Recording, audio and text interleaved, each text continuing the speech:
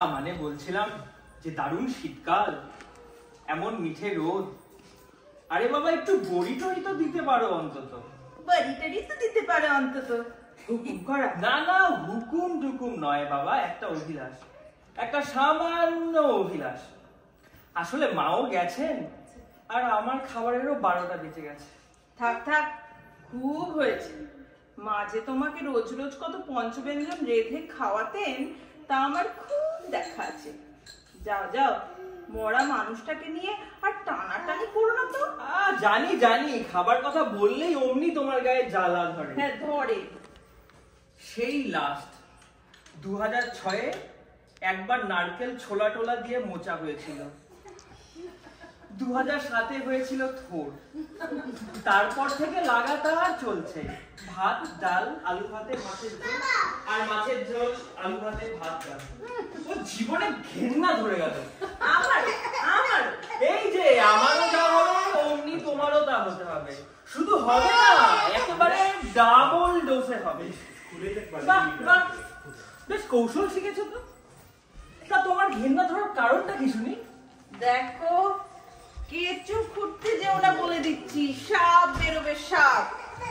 খাচ্ছ খেয়ে যাও।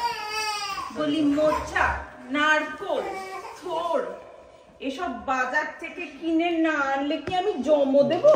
দেখেছো দেখেছো, একটা টেনিস বলের মতো আলু ভাতে পাতে ছুড়ে দিয়ে চলে গেল। বলটা পিঠে পড়ে এক হাত লেগ ব্রেক খেয়ে গেল। হ্যাগা হ্যাগা, মাছ ভাজা হয়নি? বসো, ভেজে দিচ্ছি। শোনো না, একটা কথা বলি। তাড়াতাড়ি বলো। গব্বে গব্বে মোচা ধারণ করতে গেলে কলা গাছের বীজ চাইতে আমি জানি, কিন্তু ওই মোচা থোড় বাজারের থলি থেকে বেরুলে তোমার মুখটা একেবারে তেলো হাড়ির মতো হবে বাবা। এ তো তোমার আর ড্রেসিং নয়, ঘাড়ে পাউডার, ভ্রুতে পেন্সিল, ওই কপালে কুমকুম। আরে বাবা, মোচা ড্রেস করা একটা আলাদা আর্ট, সেটা আমার মা জানতেন, আমার মা। হ্যাঁ হ্যাঁ, তোমার মা সব জানতেন। কোবরেজের মেয়ে ছিলেন তো। শেকড় বাকড়, পাতা মাতা, কচু ঘেচু। আর তুমি তুমি এলোপ্যাথের মেয়ে, মাছ মাংস লিভার তিলে। দেখো, আমি কার মেয়ে সে তো ভালো করেই জানা আছে। অত ঠেস দিয়ে কথা বলার কি আছে শুনি? বলি ডাক্তারের মেয়ে হলে কি আর তোমার মেয়ে তো মোচা খেকড় গলায় মালা দিতুম? টাকার জোরে ব্যারিস্টার বর যুক্ত। হ্যাঁ দেখেছো দেখেছো, তুমি দেখেছো, সত্যি সত্যি রেগে গেলে তুমি। যাবো না মানে মানে মাঝে মাঝে তোমাকে রাগাতেও বেশ লাগে। তোমার সুন্দর কণ্ঠটা পাড়া সবাইকে একটু শোনাতে ইচ্ছে করে। থাক থাক, আর আদিক্ষেতা করতে হবে না। যাও, তুমি অফিস যাও। যা থাকে বড়াতে আছে, দেখা যাবে। সারা দুপুর বসে বসে আজ বড়ি দেব। কি আর হাতি বড় ব্যাপার শুনে। ডাল বেটে নুন দিয়ে ফেটিয়ে সাদা কাপড়ের ওপর তো ওই টুকুস টুকুস করে বেড়ে যাও, তাই তো? সমস্যাটা হলো নাক নিয়ে। নাক উঁচু উঁচু না হলে বড়ি দেখে নাক উঁচু মানুষের মন ভরে না। থ্যাবড়া নাকি মেয়ে যেমন বিয়ের বাজারে অচল, চ্যাপটা নাক বড়িও তেমনি সমজদারের সমালোচনার বস্তু। কিন্তু শঙ্করের মা বলছিল, ऐसा হবে না কো বৌদিমণি, রাতের বেলা ডাল ভিজিয়ে রাখতে হবে, তবে বাটতে হবে, তবে কাল রবিবার ছুটির দিন, কাল দেখা যাবে। আজ রবিবার। কি গো, ডাল বাটা রেডি? রেডি। তাহলে যাও এবার, শীতের রোদে পিঠ দিয়ে দূরের শাড়ি পরে ছাদে বসে বসে বড়ি দাও। এই শোনো শোনো, কি? একটু সেজে নিও কেমন, মানে আশেপাশের বাড়ি থেকে তোমাকে দেখবে তো। সাজবই তো, তো তোমার কি শুনি? না বলছি আর কি। শোনো, তোমার এই ধুতিটা একটু নিচ্ছি। হ্যাঁ কেন কেন? আমার ওই নতুন ধুতি তোমার কোন কাজে লাগবে? বড়ি দেবো ওর উপর। বড়ি দেবো? আমার ধুতিতে মামার বাড়ি পেয়ে গেছে। যাও নিজের শাড়িতে দাও, গে যাও। আগে না, আমার নতুন 8 পৌরে শাড়ি নেই। তোলা শাড়িগুলোর অনেক দাম, এক একটা 500-600 করে। সোনার বড়ি হলে না হয় দেওয়া যেত, ডালের বড়ি তো আর ফুল ভয়েলে দেওয়া যায় না। তাহলে বিছানার চাদর রয়েছে, তুমি তাতে দাও। কিসে বিছানার চাদরে? চি চি চি, অপবিত্র জিনিস নিয়ে টানাটানি করে, বলে কিনা বিছানার চাদরে বড়ি। আরে বাবা, তোমার তো কোনো ভয় নেই, বড়ি তুলে নিয়ে কেচে দেবো। তাছাড়া ইস্ত্রি করে দিলেই তো যেমনি নতুন তেমনি নতুন। সবসময় আমার পিছনে লেগে থাকা ওনার অভ্যেস। তোমার ধুতি তো পরেই থাকে, সারাটা জীবন তো তুমি শার্ট প্যান্ট পরেই কাটালে। হুজুগ যখন তুলেছ, রাজি না হয়ে আর উপায় আছে? বেলা 3টে নাগাদ আমার এই কাঁচি ধুতির ওপর থেবড়ে থেবড়ে বসে গেল সার সার বড়ি। তেমন টিকলো নাক, অবশ্য সব কটার হলো না। ওই শুনতে পাচ্ছি শঙ্করের মা জ্ঞান দিচ্ছে, ভগবানের সৃষ্টিতে বৌদিদি কত খুঁত, মাইনসের হাত কি সমান হয়? বাড়াবড়ির নাক ধরিয়া টানাটানি করোনি, জন্মের পর মাইনসের নাক ঠিক হয় না, তার উপর ডালের বড়ি। হ্যাঁ তাই দেখছি, বড়ির পুংলিঙ্গ বড়া, তাই কিছু বড়ি হলো কিছু বড়া। যাক বাবা, যা হয়েছে বেশ ভালোই হয়েছে।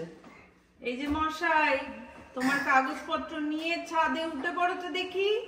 ইজি চেয়ার পেতে বসে পড়ো আর আমার বড়ি পাহাড়ে দাও। যথা আজ্ঞা। ইজি চেয়ারে পাটা ছড়িয়ে বসে একটু পাহারা দেওয়া যাক। বাহ, কিছু দূরেই সত্যাগ্রহীর মতো বসে আছে সার সার বড়ি। এই কি সুন্দর একটা হাওয়া দিচ্ছে না? দূরে একটা পাখি ডাকছে। কি পাখি এটা? এই তাত তাত তাত, কয়েকটা কাক খ্যার খ্যার করে বড়ি ঠুকতে আসছে। তাত তাত, শালা শালা তো ঘুম পাচ্ছে না। একটা কাজ করা যাক, চোখটা বুজিয়ে বুজিয়ে পাহারা দিই। আমার চেহারার ব্যক্তিত্বে আর কাকটা কাছেও হবে না। ও মাগো মাগো মা।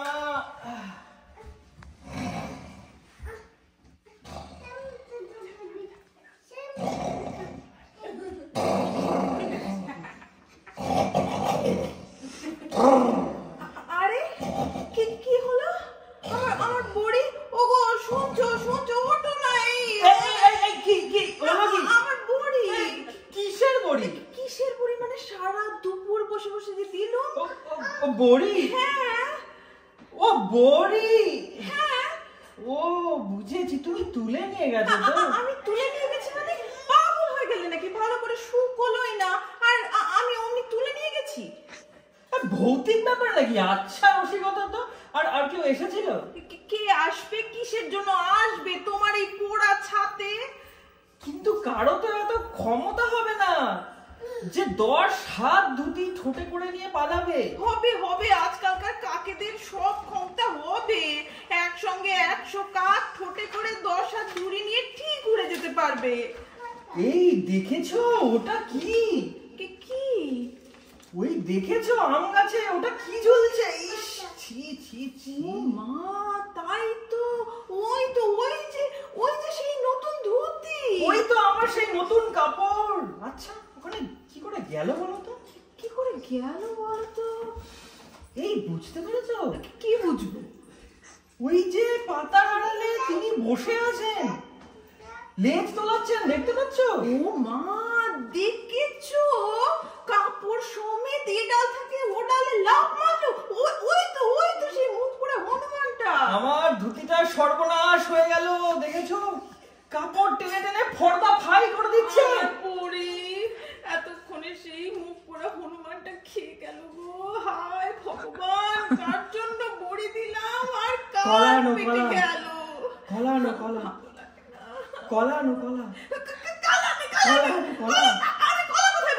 ওদের কলা ছাড়া তো হবে না। কলা ছাড়া তো কিছুতেই ম্যানেজ করা যাবে না। এই শোনো, ওদের বুদ্ধি না মানুষের মতো, কথা বললে সব বোঝে। দেখি না হনুমানে গ্যাস খায় কিনা। কি খায়?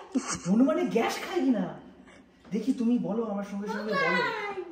হে বাবা রামের বাহন, হে পবন সুত। অর্ধেক অর্ধেক বললে হবে না, ভালো করে বলো, প্রার্থনা ভঙ্গিতে বলো। হে রামের বাহন, হে পবন সুত, হে ভগবান হনুমান, হে পবন সুত, হে ভগবান, হে। তোমার হনুমানের কোন সুমতির লক্ষণ দেখা যাচ্ছে না। হ্যাঁ ঠিক আমার শ্বশুর মশাইয়ের মতো একগুয়ে। কি বললে?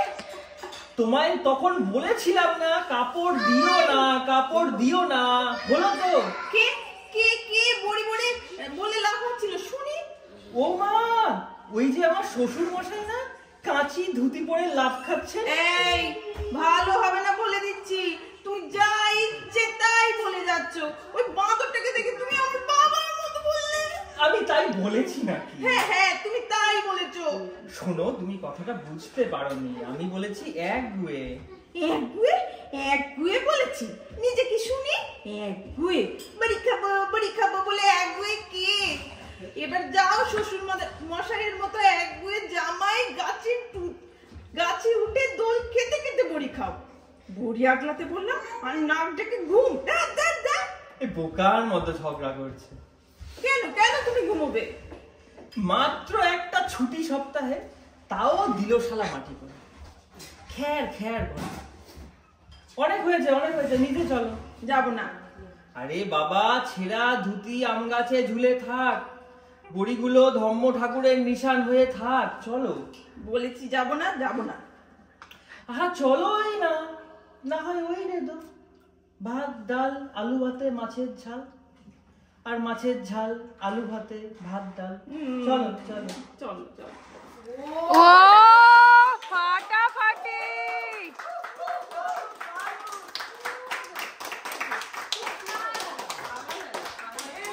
দারুণ।